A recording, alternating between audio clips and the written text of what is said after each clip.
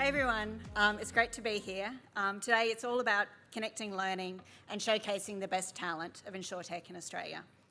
Our mission is to be a world-leading ecosystem and to bring together Insurtech and innovation and to foster this diverse community of professionals who are striving to improve the industry. Do I have a clicker? Yeah, okay. Back, sorry. So this event is an important way we do that. Today we have over 200 in the room. Sorry, it's a bit squishy.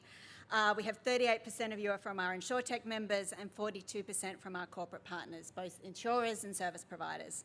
And we welcome the other 20% of you here as well. We hope you'll join our ecosystem soon. As an industry association, it's important that we don't just network and promote, but provide opportunities to lead and advocate on important topics impacting the industry. And our agenda today has really been crafted from all the meetings and conversations and surveys we've had over the last year. We'll be meeting some experts in AI, in geospatial, in cyber, amongst others. And we're really interested, this is an interesting time. It's the first time in 2022 that we've seen a drop in the global overall investment in Insurtech since the phrase was first came about in 2016. So it's a challenging time, I know, for many of you in this cycle, and so we'll be hearing some investors and founders about really what's this meaning locally. Since we last met, we've had 21 new members join and 18 new partners, and they really help us bring a more connected ecosystem together. We continue to see new Insurtechs launched. They either bring new expertise and technology from other industries, or they're insurance geeks with a passion to solve a problem they've been frustrated about for many years, and they're going out there alone. And we also welcome a number of international Insurtechs. They wanted to bring their leading technologies into the Australian market, which is sizable, diverse and mature. Our corporate partners are looking for learnings and that knowledge and the opportunity to interact and connect with the entrepreneurial mindset. So do take the time today and over the next coming times to really meet these new members and partners, but also to revisit other connections, because you'll be really surprised at what they've achieved since maybe you last met a year ago. So last year we took 16 of our members to the international stage. We helped them to really make connections to investors, customers and partners, and raising awareness of Australian Insurtech. The tagline for our pavilion with Austrade at ITC Singapore was, "The best and brightest in Insurtech starts in Australia." And I really think that says it all. So today is an opportunity to showcase that, and you don't have to go overseas, we're bringing it all to you here to really be able to connect with the leading technologies and new product offerings. And we're also delighted to work with ITC Asia to bring their roadshow to the region and to be able to promote 5 new emerging Insurtechs. They're going to be pitching later today, and hopefully they can emulate some of the successes of our founding members who are now building global successful businesses. But we want to provide an environment that isn't just about networking, but is everything we want to do is to make Insurtech and insurance successful. We really strive to help our partners and our service providers. How do they cultivate an innovation culture? We believe success depends on being a good partner, and it requires not just time and investment, but really that mindset of openness, flexibility and generosity. And coming from an insurance corporate myself, it really can't be underestimated, that difference in mindset, pace, drive that you have working with the startups. So I do encourage you to take the time to make those connections and to really build and watch that growth. And for the Insurtechs in the room who are simultaneously navigating the insurance sector, emerging technologies and fundraising, just keep going. Everything we do, we try to make you and help you get enterprise ready and give you opportunity to learn from the experiences and mistakes of others. And we really want you to be able to make connections and to jointly tackle challenges. So we have big plans this year, and so my final message to everyone is really just to be ambitious. There's so much potential, and it's in this room, a great vibe, and we really believe that everyone needs to have that unrelenting focus and determination. There's lots of obstacles, and we know it's hard, whether they're internal or external, but we can't accept the long, slow no, and we can't accept the status quo. So with that, a few thank yous to our organising committee and our board, to all our members and partners. Everything we do today and across the year is because of you.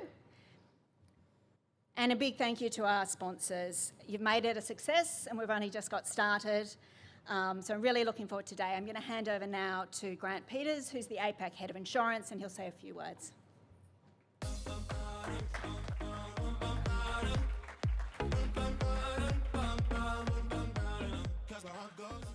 And thank you, Simon. It's great to be here face to face at such an important event for the insurance industry, the first one for the year in many ways. And it's through our long-standing relationship with Insurtech Australia that we're absolutely delighted to be the principal sponsor for InsurtechLIVE 23.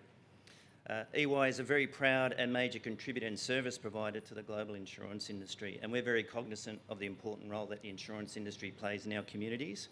And just given the amount of change and disruption happening in the current environment, we just see so much value in getting this group together and expand the innovation and thinking across the insurance sector. InsurtechLIVE 23 puts the spotlight on technology, but also different thought processes that can bring innovation to the insurance industry. We're 3 years into a global pandemic. We're still facing very uncertain times globally, geopolitically. But overall, we think the financial services sector and insurance sector in particular has done well to embrace modern technology to accelerate digitisation and automation over this period. But there's more to do, and we shouldn't get complacent for where we're up to at the moment. So embracing digitisation of our business operations going forward is essential, as is the understanding and utilisation of data to go beyond the nuts and bolts of service delivery and developing more innovative ways to reach our customers. So looking ahead, the insurers will need to make a more strategic and long-term view to simplifying their businesses, not just to reduce costs, but to meet the increasing demands of their consumer set. While there's been an increasing focus on this through the pandemic, we're also going to see increased attention on operational resilience. That's the robustness of supply chains and the services provided by third-party organisations, important for this group as well. Obviously, cyber and data security is going to be front of mind too, given some of the events we've seen here locally and overseas. So, as insurers look for future growth opportunities in a very competitive local market, they'll need to focus on new, innovative ways of connecting with both their existing customers, but also attracting new customers, whether that's with new products and services, but also including areas adjacent to their traditional businesses and through partnerships and ecosystems. So very, very strategic. Of course, to face into this agenda, the agility of organisations as a whole, but also particularly in their systems environment, is going to be critical. And this requires core systems and digital front ends to work together seamlessly in an ecosystem play. So more and more, we'll see companies looking for ways to bridge that gap between their legacy technology and the new advanced systems and partnerships that we look forward to celebrating going forward as well. So, obvious statement now, in this environment, innovation, the role of Insurtech, will only continue to grow in importance and to deliver even more value to the insurance industry and their customers.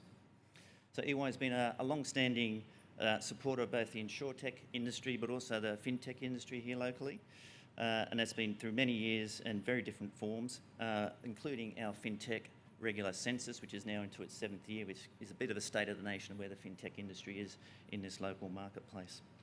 Of course, our teams also work regularly with both insurers and insurtechs to build their businesses and address their key challenges and to assist them in innovating and transforming at speed. As you saw before, the Insurtech Australia team have put together a very exciting agenda for today, covering the latest developments in insurance innovation, and EY are delighted to be part of this lineup. We've got some of our team will be presenting later today, and we're also on the judging panel for the ITC Asia Insurtech pitch, which I'm really, really looking forward to. I know this will be a very eventful day, fantastic speaker set, insightful panel discussions, and plenty of networking opportunities. I think that's just as important as the rest. Please make every effort to network and continue to share and exchange ideas. I hope you all enjoy the rest of the day. Thank you, Lewis.